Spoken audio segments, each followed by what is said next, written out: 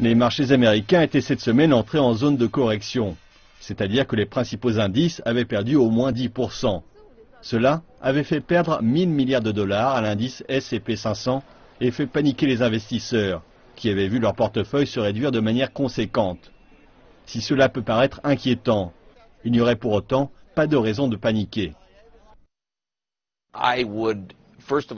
Je voudrais d'abord préciser que si vous avez un plan de retraite, vous êtes sur du long terme et vous devriez être patient avec cet argent. J'adopterai une approche bouddhiste ou minimaliste. Je ne ferai rien sauf dans deux cas. Si vous avez dans votre portefeuille des choses qui sont de basse qualité, alors il est temps de vous en débarrasser. Deuxièmement, quand les marchés baissent, achetez, et s'ils baissent encore, achetez encore.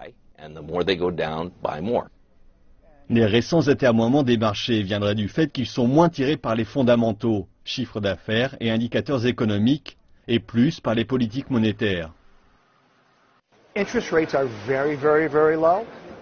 Les taux d'intérêt sont très faibles et les gens ont des alternatives limitées pour placer leur argent. Et si vous regardez les taux d'intérêt compris dans une fourchette de 1,5 à 2,5%, dans les bons du Trésor, il y a des options très sûres qui offrent cela.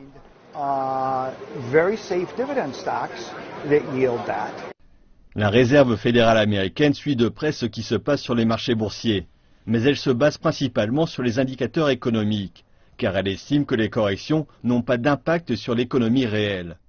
Le président de la branche new-yorkaise de la Fed a déclaré mercredi que les marchés boursiers devaient bouger de beaucoup sur une longue période pour que cela ait des répercussions sur l'économie américaine, que ce que nous voyons n'était pas un problème américain et que c'était très différent de la crise financière.